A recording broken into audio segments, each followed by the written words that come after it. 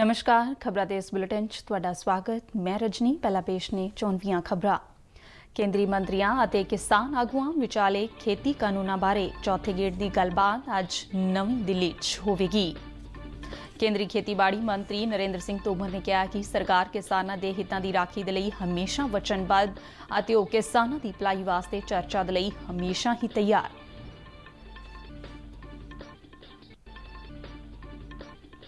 खरीफ के चालू मंडीकरण सीजन दौरान देश के झोने की खरीद 322 लाख मीट्रिक टन तो टप्पी। कुल खरीद के पंजाब का योगदान 63% के करीब। 30 लाख तो वध झोना किसानों को MSP तहत तकरीबन 61,000 करोड़ रुपए तो वध का फायदा मिल चुका है।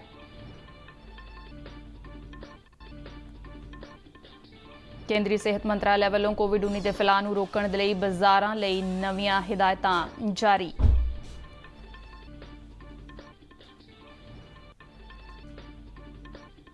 देश दे विच कोरोना तो ठीक होने की दर 94.03% ते पहुंची। पंजाब दे विच बीते दिन 604 नवे कोरोना मामलों की पुष्टि हुई। 518 मरीजों को सेहतयाब ऐलानिया गया।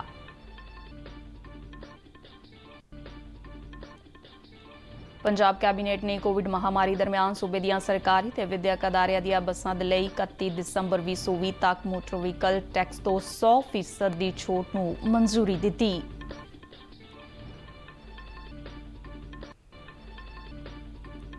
पंजाब सरकार वालों शुरू की गई स्मार्ट राशन कार्ड स्कीम तहत लाभार्थियों नूं अनाज की वंड 5 जनवरी तो शुरू की जाएगी। ते हुण खबरां विस्तार नाल। केंद्रीय खेतीबाड़ी ਅਤੇ किसान भलाई मंत्री नरेंद्र सिंह तोमर ने किसानों को भरोसा दिवाया कि संसद ਦੇ ਵਿੱਚ ਪਾਸ ਕੀਤੇ ਗਏ ਖੇਤੀਬਾੜੀ ਦੇ ਨਾਲ ਸੰਬੰਧਿਤ ਤੇ ਨਵੇਂ ਕਾਨੂੰਨ ਕਿਸਾਨਾਂ ਦੇ ਹਿੱਤ ਵਿੱਚ ਨੇ। ਨਵੀਂ ਦਿੱਲੀ 'ਚ ਪੱਤਰਕਾਰਾਂ ਦੇ ਨਾਲ ਗੱਲਬਾਤ ਕਰਦਿਆਂ ਕੇਂਦਰੀ ਮੰਤਰੀ ਨੇ ਕਿਹਾ ਕਿ ਜੇ ਕਿਸਾਨਾਂ ਨੂੰ ਇਨ੍ਹਾਂ ਕਾਨੂੰਨਾਂ ਬਾਰੇ ਇਤਰਾਜ਼ ਹੈ ਤਾਂ ਸਰਕਾਰ ਉਨ੍ਹਾਂ ਦੇ ਖਦਸ਼ਿਆਂ ਨੂੰ ਦੂਰ ਕਰਨ ਦੇ ਲਈ ਖੁੱਲੇ ਮਨ ਦੇ ਨਾਲ ਗੱਲਬਾਤ ਦੇ ਲਈ ਤਿਆਰ ਹੈ। ਖੇਤੀਬਾੜੀ ਮੰਤਰੀ ਨੇ ਕਿਹਾ ਕਿ ਕਿਸਾਨਾਂ ਨੂੰ ਪ੍ਰਦਰਸ਼ਨ ਦਾ ਰਾਹ ਨਹੀਂ ਅਪਣਾਉਣਾ ਚਾਹੀਦਾ ਕਿਉਂਕਿ ਇਸ ਦੇ ਨਾਲ ਆਮ ਲੋਕਾਂ ਨੂੰ ਮੁਸ਼ਕਲਾਂ ਦਾ ਸਾਹਮਣਾ ਕਰਨਾ ਪੈ ਰਿਹਾ ਹੈ। ਸਰਕਾਰ ਅਤੇ ਕਿਸਾਨਾਂ ਦੇ नुमाइंदियां विचाले अज दोपहर चौथे दौर की गलबात होगी। खेतीबाड़ी मंत्री नरेंद्र सिंह तोमर, वनज मंत्री पीयूष गोयल और सनअत ते वनज राज मंत्री सोम प्रकाश वालों इस मुद्दे ते बीते मंगलवार नवीं दिल्ली दे विच पंजाब दे नाल संबंधित वक्खो वक्खरियां किसान जथेबंदियां दे नाल गलबात की गई सी। मीटिंग दौरान भी केंद्रीय खेतीबाड़ी मंत्री ने भरोसा दिवाया सी कि सरकार किसानां दी भलाई दे लई वचनबद्ध है और खेती खेतर दा विकास सरकार दी पहली तरजीह है। किसान बंधुओं से आग्रह करना चाहता हूं कि ये रिफॉर्म किसानों के हित में हैं और लंबे समय के इंतजार के बाद ये रिफॉर्म आए हैं। इनमें किसानों का हित है, लेकिन किसानों को कहीं भी आपत्ति है तो सरकार उनको सुनने के लिए, उस पर विमर्श करने के लिए, उसका निराकरण करने के लिए पूरी तरह तैयार है। इसलिए आंदोलन का रास्ता। केंद्रीय मंत्री प्रकाश जावड़ेकर ने कहा कि किसानों की भलाई सरकार की उच्च तरजीह है। एक ट्वीट दे विच उन्होंने कहा कि प्रधानमंत्री नरेंद्र मोदी की अगवाई वाली NDA सरकार ने इस गल नूं यकीनी बनाया कि किसानों नूं अपनी फसल दीआं वधियां कीमतां मिलन अते घट्टो घट्ट समर्थन मुल विच भी हर साल चौखा वाधा होवे।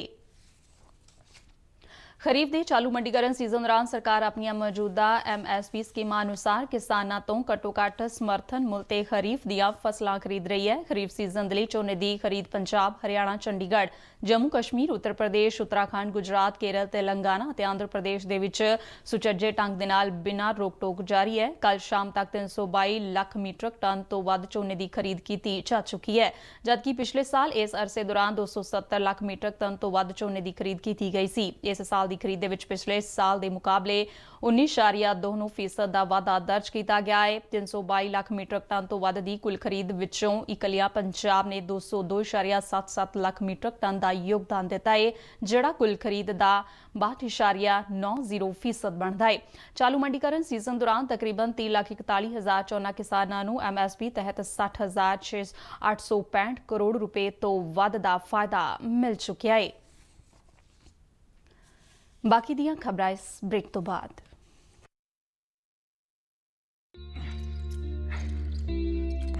Got it. सोचो कि असली जिंदगी विच अजिहे हालात हो तो कितनी मुश्किल होंदियां ने, पर शुक्र है बैंकिंग ਲਈ नहीं। जे तुहाडी उम्र 70 साल तो वध होवे ਜਾਂ ਤੁਸੀਂ दिव्यांग होवो ਤਾਂ ਬੈਂਕ ਤੁਹਾਨੂੰ ਕੁਝ ਜ਼ਰੂਰੀ ਬੈਂਕਿੰਗ ਸਹੂਲਤਾਂ ਘਰ ਬੈਠੇ ਦੇ ਸਕਦਾ ਹੈ। ਆਰਬੀਆਈ ਕਹਿੰਦਾ ਹੈ ਜਾਣਕਾਰ ਬਣੋ, ਸਚੇਤ ਰਹੋ।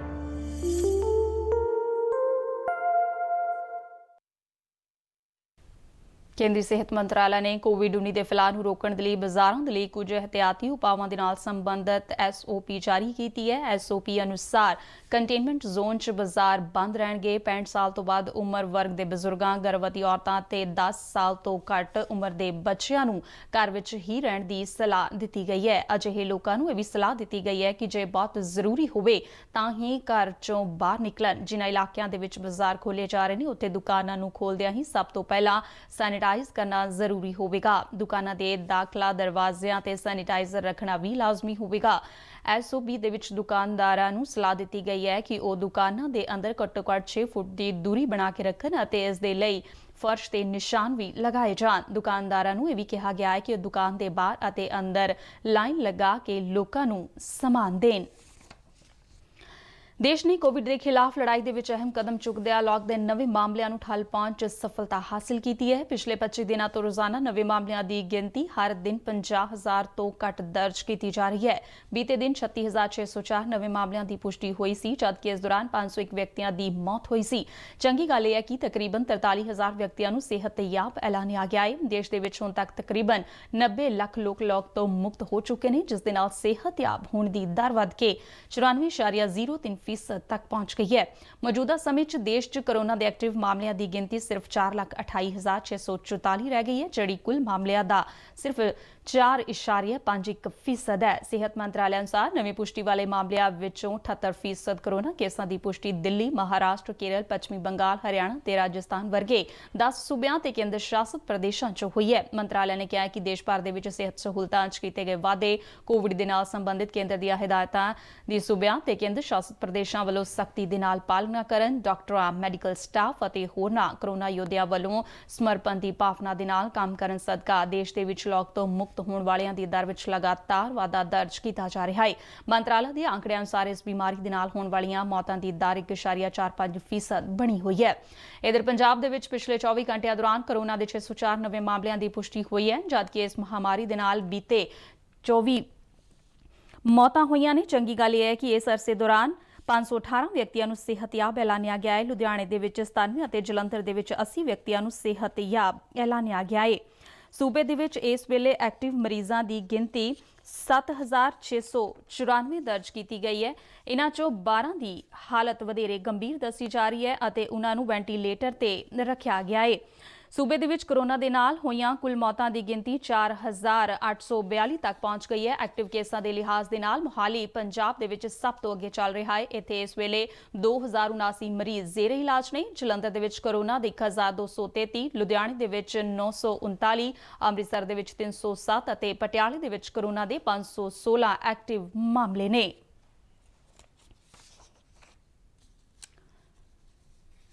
ਮੁੱਖ ਮੰਤਰੀ ਕੈਪਟਨ ਅਮਰਿੰਦਰ ਸਿੰਘ ਨੇ ਐਲਾਨ ਕੀਤਾ ਹੈ ਕਿ ਭਾਰਤੀ ਮੈਡੀਕਲ ਖੋਜ ਕੌਂਸਲ ਵੱਲੋਂ ਕੋਵਿਡ ਦੀ ਵੈਕਸੀਨ ਨੂੰ ਪ੍ਰਵਾਨਗੀ ਮਿਲਣ ਤੋਂ ਬਾਅਦ ਸੂਬੇ 'ਚ ਵੈਕਸੀਨ ਦਾ ਪਹਿਲਾ ਟੀਕਾ ਉਹ ਆਪ ਲਗਵਾਉਣਗੇ। ਮੁੱਖ ਮੰਤਰੀ ਨੇ ਐਲਾਨ ਮੰਤਰੀ ਮੰਡਲ ਦੀ ਵਰਚੁਅਲ ਮੀਟਿੰਗ ਦੌਰਾਨ ਕੀਤਾ। ਇਸ ਦੌਰਾਨ ਉਨ੍ਹਾਂ ਸੂਬੇ ਦੇ ਵਿੱਚ ਕੋਵਿਡ ਦੀ ਸਥਿਤੀ ਅਤੇ ਵੈਕਸੀਨ ਦੀਆਂ ਤਿਆਰੀਆਂ ਬਾਰੇ ਵੀ ਵਿਚਾਰ ਚਰਚਾ ਕੀਤੀ। ਸੂਬੇ ਦੇ ਸਿਹਤ ਸਕੱਤਰ ਹੁਸਨ ਲਾਲ ਨੇ ਦੱਸਿਆ ਕਿ ਸੂਬੇ ਵੱਲੋਂ 1.25 ਲੱਖ ਸਰਕਾਰੀ ਅਤੇ ਨਿੱਜੀ ਖੇਤਰ ਦੇ ਸਿਹਤ ਕਾਮਿਆਂ ਦਾ ਡਾਟਾ ਤਿਆਰ ਕੀਤਾ ਗਿਆ ਹੈ, ਜਿਨ੍ਹਾਂ ਨੂੰ ਪਹਿਲੇ ਪੜਾਅ 'ਚ ਕੋਵਿਡ ਦਾ ਟੀਕਾ ਲਗਾਇਆ ਜਾਵੇਗਾ। ਪੰਜਾਬ ਕੈਬਨਿਟ ਨੇ ਕੋਵਿਡ ਮਹਾਮਾਰੀ ਦੇ ਦਰਮਿਆਨ ਸੂਬੇ ਦੀਆਂ ਸਰਕਾਰੀ ਬੱਸਾਂ ਤੇ ਵਿਦਿਅਕ ਅਦਾਰਿਆਂ, ਸਕੂਲਾਂ ਅਤੇ ਕਾਲਜਾਂ ਦੀਆਂ ਬੱਸਾਂ ਦੇ ਲਈ 31 ਦਸੰਬਰ 2020 ਤੱਕ ਮੋਟਰ ਵਹੀਕਲ ਟੈਕਸ ਤੋਂ 100% ਦੀ ਛੋਟ ਨੂੰ ਮਨਜ਼ੂਰੀ ਦੇ ਦਿੱਤੀ ਹੈ। ਇਹ ਛੋਟ 23 ਮਾਰਚ ਤੋਂ ਲਾਗੂ ਹੋਵੇਗੀ। ਮੰਤਰੀ ਮੰਡਲ ਨੇ ਇਨ੍ਹਾਂ ਵਾਹਨਾਂ ਨੂੰ 19 ਮਈ 2020 ਤੱਕ ਮੋਟਰ ਵਹੀਕਲ ਟੈਕਸ ਤੋਂ ਛੋਟ ਦੇਣ ਦੇ ਲਈ ਜੂਨ ਦੇ ਵਿੱਚ ਜਾਰੀ ਨੋਟੀਫਿਕੇਸ਼ਨ ਨੂੰ ਅੱਗੇ 20 ਮਈ ਤੋਂ 31 ਦਸੰਬਰ 2020 ਤੱਕ ਹੋਰ ਵਾਧਾ ਕਰਨ ਦੇ ਲਈ ਕਾਰਜ ਬਾਅਦ ਮਨਜ਼ੂਰੀ ਦੇ ਦਿੱਤੀ। ਮੰਤਰੀ ਮੰਡਲ ਨੇ ਮਾਫੀ ਯੋਜਨਾ ਨੂੰ ਵਧਾਏ ਜਾਣ ਤੇ ਬਿਨਾਂ ਵਿਆਜ ਅਤੇ ਜੁਰਮਾਨੇ ਤੋਂ ਟੈਕਸ ਦੇ ਬਕਾਏ ਦੀ ਅਦਾਇਗੀ 31 ਮਾਰਚ 2021 ਤੱਕ ਮੁਲਤਵੀ ਕਰਨ ਨੂੰ ਵੀ ਮਨਜ਼ੂਰੀ ਦੇ ਦਿੱਤੀ। ਮੁੱਖ ਮੰਤਰੀ ਦਫ਼ਤਰ ਦੇ ਬੁਲਾਰੇ ਨੇ ਜਾਣਕਾਰੀ ਦਿੰਦਿਆਂ ਦੱਸਿਆ ਕਿ ਮੰਤਰੀ ਮੰਡਲ ਨੇ 1 ਜੂਨ 2020 ਦੀ ਨੋਟੀਫਿਕੇਸ਼ਨ ਨੂੰ ਕਾਰਜ ਬਾਅਦ ਪ੍ਰਵਾਨਗੀ ਦੇ ਦਿੱਤੀ, ਜਿਸ ਤਹਿਤ ਸਟੇਜ ਕੈਰੇਜ ਬੱਸਾਂ ਯਾਨੀ ਸਧਾਰਨ ਬੱਸਾਂ ਦੇ ਮੋਟਰ ਵਹੀਕਲ ਟੈਕਸ ਨੂੰ ₹2.80 ਤੋਂ ₹2.69 ਪ੍ਰਤੀ ਕਿਲੋਮੀਟਰ ਪ੍ਰਤੀ ਵਾਹਨ ਪ੍ਰਤੀ ਦਿਨ ਤੱਕ ਘਟਾ ਦਿੱਤਾ ਗਿਆ ਹੈ। ਕੈਬਨਿਟ ਨੇ ਅੱਗੇ 2 ਜੂਨ 2020 ਦੇ ਇੱਕ ਹੋਰ ਨੋਟੀਫਿਕੇਸ਼ਨ ਨੂੰ ਕਾਰਜਬਾਦ ਮਨਜ਼ੂਰੀ ਦਿੱਤੀ, ਜਿਸ ਦੁਆਰਾ ਵਿਦਿਅਕ ਸੰਸਥਾਵਾਂ, ਸਕੂਲ, ਕਾਲਜ ਦੀਆਂ ਬੱਸਾਂ, ਮਿੰਨੀ ਬੱਸਾਂ, ਮੈਕਸੀ ਕੈਬ ਅਤੇ 3 ਵੀਲਰਾਂ ਨੂੰ 23 ਮਾਰਚ 2020 ਤੋਂ 19 ਮਈ 2020 ਤੱਕ ਮੋਟਰ ਵਹੀਕਲ ਟੈਕਸ ਤੋਂ ਛੋਟ ਦਿੱਤੀ ਗਈ ਹੈ। ਸਟੇਜ ਕੈਰੇਜ ਬੱਸਾਂ ਅਤੇ ਵਿਦਿਅਕ ਸੰਸਥਾਵਾਂ, ਸਕੂਲਾਂ ਅਤੇ ਕਾਲਜਾਂ ਦੀਆਂ ਬੱਸਾਂ ਨੂੰ ਦਿੱਤੀ ਗਈ ਛੋਟ ਤੋਂ ਸਰਕਾਰੀ ਖਜ਼ਾਨੇ ਤੇ ਲਗਭਗ 66 ਕਰੋੜ ਰੁਪਏ ਦਾ ਵਾਧੂ ਬੋਝ ਪੈਣ ਦੀ ਉਮੀਦ ਹੈ। ਜ਼ਿਕਰਯੋਗ ਹੈ ਕਿ 30 ਅਕਤੂਬਰ ਨੂੰ ਪ੍ਰਾਈਵੇਟ ਬੱਸ ਆਪਰੇਟਰਾਂ ਸਣੇ ਸਰਕਾਰੀ ਬੱਸ ਆਪਰੇਟਰਾਂ, ਮਿੰਨੀ ਬੱਸ ਅਤੇ ਸਕੂਲ ਬੱਸ ਆਪਰੇਟਰਾਂ ਵੱਲੋਂ ਮੁੱਖ ਮੰਤਰੀ ਦੇ ਨਾਲ ਹੋਈ ਮੀਟਿੰਗ ਦੌਰਾਨ 1 ਜੂਨ 2020 ਨੂੰ ਜਾਰੀ ਕੀਤੀ ਗਈ ਮਾਫੀ ਯੋਜਨਾ ਨੂੰ ਵਧਾਉਣ ਦੀ ਮੰਗ ਕੀਤੀ ਸੀ, ਕਿਉਂਕਿ ਉਹ ਕੋਵਿਡ-19 ਮਹਾਮਾਰੀ ਕਾਰਨ ਇਸ ਦਾ ਲਾਭ ਨਹੀਂ ਲੈ ਸਕੇ ਸਨ। ਮਾਫੀ ਯੋਜਨਾ ਦੇ ਤਹਿਤ ਟਰਾਂਸਪੋਰਟਰਾਂ ਨੂੰ ਬਿਨਾਂ ਕਿਸੇ ਵਿਆਜ ਅਤੇ ਜੁਰਮਾਨੇ ਦੀ 1 ਜੂਨ 2020 ਤੋਂ 30 ਜੂਨ 2020 ਤੱਕ ਆਪਣੇ ਵਾਹਨਾਂ ਤੇ ਟੈਕਸ ਦਾ ਅਦਾ ਕਰਨ ਦੇ ਲਈ ਛੋਟ ਸੀ। ਟਰਾਂਸਪੋਰਟਰਾਂ ਨੇ ਮੁੱਖ ਮੰਤਰੀ ਨੂੰ ਇਹ ਵੀ ਦੱਸਿਆ ਸੀ ਕਿ ਮਹਾਮਾਰੀ ਕਾਰਨ ਅੱਜਕੱਲ੍ਹ ਬਹੁਤ ਘੱਟ ਲੋਕ ਸਫ਼ਰ ਕਰ ਰਹੇ ਹਨ, ਜਿਸ ਕਾਰਨ ਭਾਰੀ ਵਿੱਤੀ ਨੁਕਸਾਨ ਹੋਇਆ ਹੈ, ਕਿਉਂਕਿ ਉਨ੍ਹਾਂ ਦੀਆਂ ਬੱਸਾਂ ਪੂਰੀ ਸਮਰੱਥਾ ਦੇ ਨਾਲ ਸੜਕਾਂ ਤੇ ਨਹੀਂ ਚੱਲ ਰਹੀਆਂ ਸਨ। ਇਸ ਲਈ ਮੀਟਿੰਗ ਦੇ ਵਿੱਚ ਇਹ ਫੈਸਲਾ ਲਿਆ ਗਿਆ ਕਿ 20 ਮਈ 2020 ਤੋਂ 31 ਦਸੰਬਰ 2020 ਤੱਕ ਸਾਰੀਆਂ ਕਿਸਮਾਂ ਦੀਆਂ ਸਟੇਜ ਕੈਰੇਜ ਬੱਸਾਂ ਅਤੇ ਵਿਦਿਅਕ ਸੰਸਥਾਵਾਂ ਦੀਆਂ ਬੱਸਾਂ ਨੂੰ 100% ਟੈਕਸ ਛੋਟ ਦਿੱਤੀ ਜਾਵੇ। ਪੰਜਾਬ ਸਰਕਾਰ ਵੱਲੋਂ ਸ਼ੁਰੂ ਕੀਤੀ ਗਈ ਸਮਾਰਟ ਰਾਸ਼ਨ ਕਾਰਡ ਸਕੀਮ ਤਹਿਤ ਲਾਭਪਾਤਰੀਆਂ ਨੂੰ ਅਨਾਜ ਦੀ ਵੰਡ 5 ਜਨਵਰੀ ਤੋਂ ਸ਼ੁਰੂ ਕਰ ਦਿੱਤੀ ਜਾਵੇਗੀ। ਸੂਬੇ ਦੇ ਖੁਰਾਕ ਜਨਤਕ ਵੰਡ ਅਤੇ ਖਪਤਕਾਰ ਮਾਮਲਿਆਂ ਬਾਰੇ ਮੰਤਰੀ ਭਾਰਤ ਭੂਸ਼ਣ ਆਸ਼ੂ ਨੇ ਚੰਡੀਗੜ੍ਹ 'ਚ ਵਿਧਾਨਕਾਰਾਂ ਦੀ ਇੱਕ ਉੱਚ ਕਮੇਟੀ ਦੀ ਮੀਟਿੰਗ ਦੀ ਪ੍ਰਧਾਨਗੀ ਕਰਦਿਆਂ ਇਹ ਪ੍ਰਗਟਾਵਾ ਕੀਤਾ। ਉਨ੍ਹਾਂ ਦੱਸਿਆ ਕਿ ਪ੍ਰਧਾਨ ਮੰਤਰੀ ਗਰੀਬ ਕਲਿਆਣ ਅੰਨ ਯੋਜਨਾ ਤਹਿਤ 1 ਕਰੋੜ 41 ਲੱਖ ਲੋੜਵੰਦਾਂ ਨੂੰ ਸਰਕਾਰ ਵੱਲੋਂ ਰਾਸ਼ਨ ਦਿੱਤਾ ਜਾ ਰਿਹਾ ਹੈ। ਸੂਬੇ ਵੱਲੋਂ ਸ਼ੁਰੂ ਕੀਤੀ ਗਈ ਸਮਾਰਟ ਰਾਸ਼ਨ ਕਾਰਡ ਸਕੀਮ ਤਹਿਤ ਕੇਂਦਰ ਦੀ ਸਕੀਮ ਦਾ ਲਾਭ ਲੈਣ ਤੋਂ ਵਾਂਝੇ ਰਹਿ ਗਏ ਪਰਿਵਾਰਾਂ ਨੂੰ ਰਾਸ਼ਨ ਮੁਹੱਈਆ ਕਰਵਾਇਆ ਜਾਵੇਗਾ। ਮੰਤਰੀ ਨੇ ਦੱਸਿਆ ਕਿ ਹੁਣ ਤੱਕ ਪ੍ਰਧਾਨ ਮੰਤਰੀ ਗਰੀਬ ਕਲਿਆਣ ਅੰਨ ਯੋਜਨਾ ਤਹਿਤ 92.35% ਲਾਭਪਾਤਰੀਆਂ ਨੂੰ ਅਨਾਜ ਦੀ ਵੰਡ ਕੀਤੀ ਜਾ ਚੁੱਕੀ ਹੈ। ਪੰਜਾਬ ਵਿਧਾਨ ਸਭਾ ਦੇ ਸਪੀਕਰ ਰਾਣਾ ਕੇਪੀ ਸਿੰਘ ਨੇ ਸਾਬਕਾ ਡਿਪਟੀ ਸਪੀਕਰ ਤੇ ਸਿਹਤ ਮੰਤਰੀ ਰਹੇ ਬੀਜੇਪੀ ਦੇ ਬਜ਼ੁਰਗ ਆਗੂ ਸਤਪਾਲ ਗੋਸਾਈ ਦੇ ਦੇਹਾਂਤ ਤੇ ਦੁੱਖ ਦਾ ਪ੍ਰਗਟਾਵਾ ਕੀਤਾ ਹੈ। ਰਾਣਾ ਕੇਪੀ ਸਿੰਘ ਨੇ ਆਪਣੇ ਸ਼ੋਕ ਸੁਨੇਹੇ ਵਿੱਚ ਸਵਰਗੀ ਗੋਸਾਈ ਦੇ ਪਰਿਵਾਰ ਦੇ ਨਾਲ ਹਮਦਰਦੀ ਪ੍ਰਗਟ ਕਰਦਿਆਂ ਉਨ੍ਹਾਂ ਵੱਲੋਂ ਸਿਆਸੀ ਤੇ ਸਮਾਜਿਕ ਖੇਤਰ ਦੇ ਵਿੱਚ ਪਾਏ ਗਏ ਸਾਰਥਕ ਯੋਗਦਾਨ ਨੂੰ ਯਾਦ ਕੀਤਾ। ਉਨ੍ਹਾਂ ਪਰਿਵਾਰਕ ਮੈਂਬਰਾਂ ਦੇ ਨਾਲ ਦੁੱਖ ਸਾਂਝਾ ਕਰਦਿਆਂ ਪਰਮਾਤਮਾ ਅੱਗੇ ਇਸ ਦੁੱਖ ਦੀ ਘੜੀ ਦੇ ਵਿੱਚ ਪਰਿਵਾਰ ਨੂੰ ਪਾਣਾ ਮੰਨਣ ਦਾ ਬਲ ਬਖਸ਼ਣ ਅਤੇ ਵਿਛੜੀ ਰੂਹ ਨੂੰ ਆਪਣੇ ਚਰਨਾਂ ਦੇ ਵਿੱਚ ਸਥਾਨ ਦੇਣ ਦੀ ਅਰਦਾਸ ਕੀਤੀ। ਭਾਜਪਾ ਦੇ ਸੀਨੀਅਰ ਆਗੂ ਅਤੇ ਸਾਬਕਾ ਮੰਤਰੀ ਸਤਪਾਲ ਗੋਸਾਈ ਦਾ ਭਲਕੇ ਲੁਧਿਆਣੇ ਦੇ ਵਿੱਚ ਅੰਤਿਮ ਸੰਸਕਾਰ ਕੀਤਾ ਜਾਵੇਗਾ।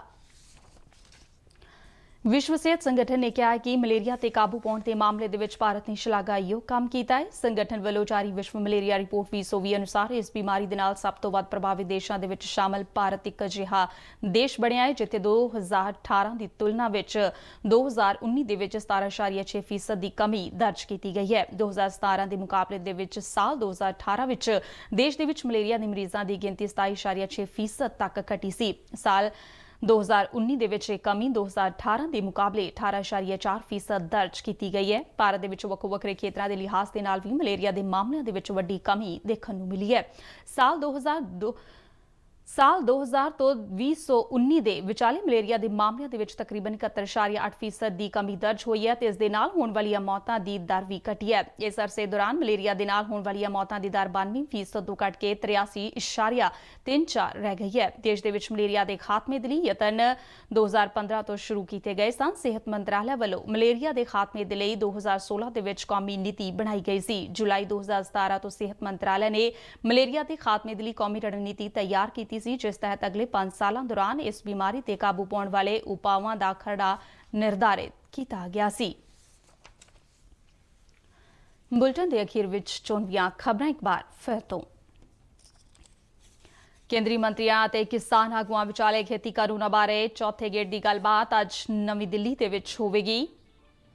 ਕੇਂਦਰੀ ਖੇਤੀਬਾੜੀ ਮੰਤਰੀ ਨਰਿੰਦਰ ਸਿੰਘ ਤੋਮਰ ਨੇ ਕਿਹਾ ਹੈ ਕਿ ਸਰਕਾਰ ਕਿਸਾਨਾਂ ਦੇ ਹਿੱਤਾਂ ਦੀ ਰਾਖੀ ਦੇ ਲਈ ਹਮੇਸ਼ਾ ਵਚਨਬੱਧ ਅਤੇ ਉਹ ਕਿਸਾਨਾਂ ਦੀ ਭਲਾਈ ਵਾਸਤੇ ਚਰਚਾ ਦੇ ਲਈ ਹਮੇਸ਼ਾ ਹੀ ਤਿਆਰ। ਖਰੀਫ ਦੇ ਚਾਲੂ ਮੰਡੀਕਰਨ ਸੀਜ਼ਨ ਦੌਰਾਨ ਦੇਸ਼ ਦੇ ਵਿੱਚ ਝੋਨੇ ਦੀ ਖਰੀਦ 322 ਲੱਖ ਮੀਟ੍ਰਿਕ ਟਨ ਤੋਂ ਟੱਪੀ। ਕੁੱਲ ਖਰੀਦ ਦੇ ਵਿੱਚ ਪੰਜਾਬ ਦਾ ਯੋਗਦਾਨ 63% ਦੇ ਕਰੀਬ। 30 ਲੱਖ ਤੋਂ ਵੱਧ ਝੋਨਾ ਕਿਸਾਨਾਂ ਨੂੰ MSP ਤਹਿਤ ਤਕਰੀਬਨ 61,000 ਕਰੋੜ ਰੁਪਏ ਤੋਂ ਵੱਧ ਦਾ ਫਾਇਦਾ ਮਿਲ ਚੁੱਕਿਆ ਹੈ।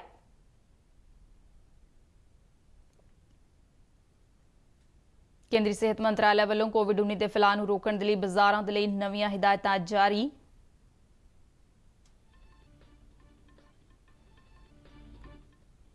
ਦੇਸ਼ ਦੇ ਵਿੱਚ ਕੋਰੋਨਾ ਤੋਂ ਠੀਕ ਹੋਣ ਦੀ ਦਰ 94.03% ਤੇ ਪਹੁੰਚੀ।